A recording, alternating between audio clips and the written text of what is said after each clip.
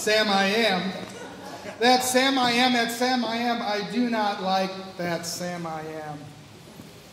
Dr. Seuss, Green Eggs and Ham, been in the news all this week, but I want to tell you that before Ted Cruz stepped up to the microphone for his all-night filibuster in the Senate, that I was already planning to talk to you about Dr. Seuss. I have the worship book from last Sunday with some notes on it, including Dr. Seuss on those notes, for my time here with you this morning, or this afternoon. Dr.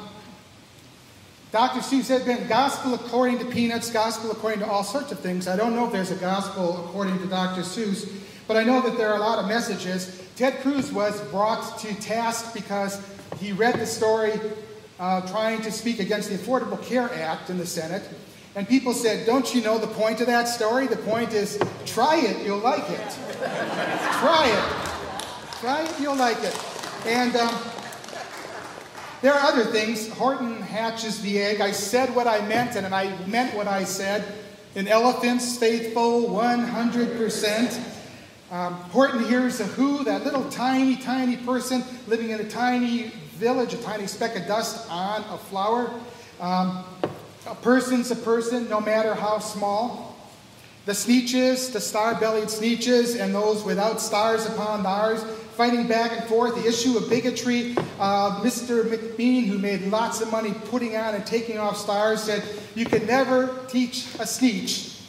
But the story concludes, that day they decided that Sneetches are Sneetches, and no kind of Sneetch is the best on the beaches. So the Sneetches learned. Now, it didn't start with, I want to say it didn't start with Dr. Seuss. My first name that I put down was Teilhard de Chardin. Do you know Teilhard? A French Jesuit priest in the early 1900s, a priest, a paleontologist, and the imaginative author of a kind of process theology that affirms that process means progress, that we are coming ever closer together to a universal consciousness, which some people say is evident now in the World Wide Web.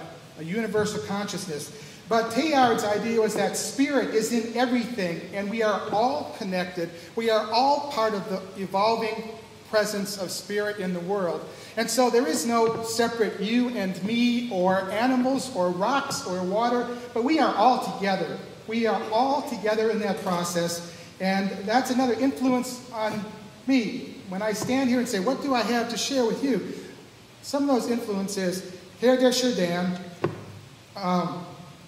Dr. Seuss, Shel Silverstein, you might see a theme developing here. Shel Silverstein, the missing piece, a Pac-Man type characters looking for a missing piece, finds a piece that he thinks will be fulfill him, and finds out that he can no longer sing. Now the Apostle Paul said it this way, to keep me from being boastful in an abundance of visions, the Lord gave me a thorn in the flesh, and I asked for it to be removed, and 3 times I heard, my grace will be strong. And so Paul says, I rejoice all the more, because when I am weak, then I am strong. And it is our willingness to be vulnerable, our willingness to be human, our willingness to be in relationship that is critical to the ministry that we do as individual Christians, as congregations, as the Central Pacific Conference. Garrison Keillor started a Prairie Home Companion in 1974. Hollis and I were seminary students in the 1970s in the Twin Cities. The Powder Milk Biscuit Band used to play once in a while at the seminary over the lunchtime. And for my whole adult life, Garrison Keillor and his mythical hometown of Lake Wobegon, where the women are strong, the men are good looking, and all the children are above average. Through that, Garrison Keillor has been preaching to the crowds. And he has been preaching about our common humanity, about the ways in which we have all sinned and fallen short, about the ways in which we are all in need of love, all in need of understanding. And Keillor, week after week, has gotten on public radio and has preached to the masses. And then Fred Rogers, Presbyterian minister, TV, children's TV, musical composer.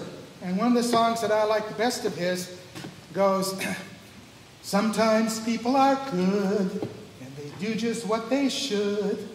But the very same people who are good sometimes are the very same people who are bad sometimes.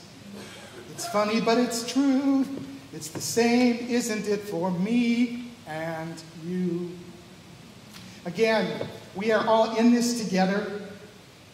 We are all flawed, and we are all gifted, and we are all loved by this universe that we are a part of.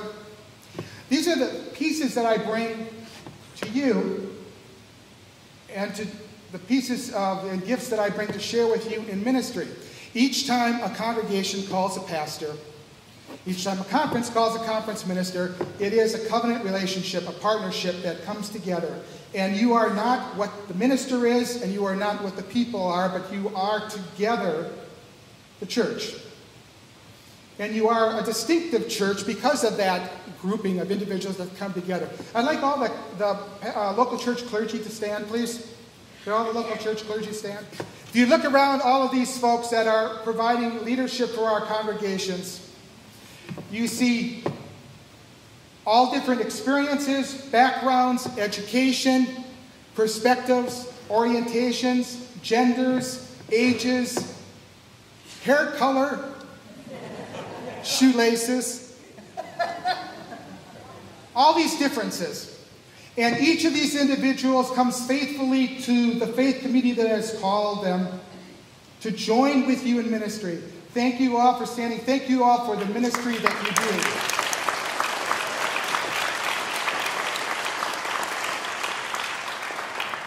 Now, I realized in my Mount Rushmore of Silverstein and Desjardins and Fred Rogers, Garrison Keeler, that there aren't any women in the mix. And I was surprised to see that, but that's the reality of it. I would like to say, in some defense, that I think at least a few of these individuals have some feminine sensibilities. But I'll continue to look for the influence of women in my life. This belief, though, in diversity calls me to be the best that I can when I come into a conflict, when somebody has a different perspective. And I tell myself, I believe in diversity. I believe in the value of diversity. And so I need to stay with this, even though it's sometimes difficult and sometimes painful. And that's part of what it means for us to live together in community. The other place that this takes me is with all those different perspectives, the place where I have come as a minister is to believe in organic ministry rather than strategic planning. Organic ministry rather than strategic planning. And I believe that if you are listening to the Spirit, if you are listening to people's voices, how they experience the sacred and the divine, that the ministry comes out of who we are together. And that it is difficult, or maybe impossible, for us to sit down in a room and decide what the world needs or what somebody else should be giving to the world. And the only good way for us to do ministry, or at least what I think is the best way for us to do ministry, is for us to say who is speaking and who is listening to the Holy Spirit, who is passionate about some issue, and is that a ministry that we can join together in. So during the time that we have been here as a conference together, that has been the path that I have followed, and I think that we have followed that with success. Now, I call on some pretty heavy-duty folks to kind of affirm this view. One is Joseph Campbell, the other is Howard Thurman. Joseph Campbell said we must be willing to get rid of the life we've planned so as to have the life that is waiting for us. Get rid of the life we've planned so we can have the life that is waiting for us.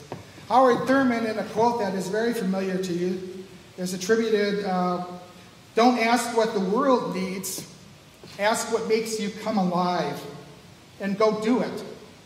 Because what the world needs is people who have come alive. And that's my hope for the conference. That's the kind of leadership that I try to provide. That's what I believe is going on in the conference, is that people are coming alive. People are coming alive, and we are fanning the flames. We are introducing people to each other, and those things grow. The outdoor ministry program, outdoor ministries directors that we have, Natalie and Bob, began as a hope for a unified conference, camping, and youth program, the way we used to have one. Ira Williams, the interim, suggested that if we add an educational component, a staff responsibility for education to the outdoor ministries position, it would be more interesting for folks. But there is no way that we could strategically have planned to get a PhD in education with a partner who has 10 years of experience in management, the facilities management. And that's exactly what we found because we were willing to say, what if, and how do we follow this down the road, and how are we open to possibilities? And I'm extremely delighted in the work that Natalie and Bob have been doing, and you'll have a chance to hear a little bit more from them.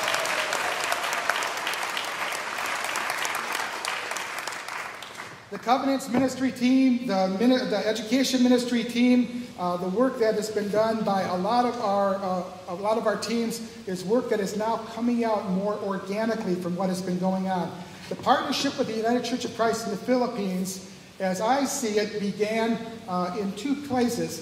First, Gene Doan and I, early on in my ministry here, went to Cleveland for a mission interpreters gathering and heard some about partnerships around the world. Then the disciples of Christ came and said, we've had a relationship with Fidice in Ecuador for 10 or 15 years. Why don't you come be partners with us? And so we said, okay, do we want to be a partner, and how are we a partner? And then I talked with the executive in Cleveland and with Callie Rogers-Whitty, and she said, Central American churches have lots and lots of partners because folks can drive there, fly there easily, speak Spanish, but you're a Pacific Rim conference, and I encourage you to find a Pacific Rim partner. So I talked with the wider church. Dennis went on an exploratory tour. We brought Melzar here, and Dennis and I went back, and we have a partnership that is now much more than I ever imagined that it could be, and it's still in its infancy. Still in its infancy. And so, like the sower, we plant the seeds and see where they grow.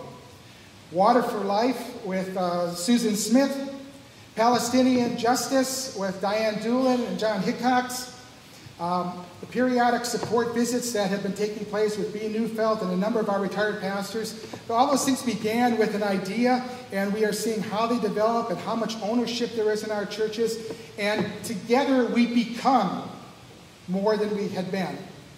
It's an organic growing process in which we celebrate the gifts of individuals coming together, and we find out how the Holy Spirit is calling this collection of churches and individuals to ministry at this time and at this place. It's an honor for me to be your conference minister, and I look forward to more organic development with you. Thank you.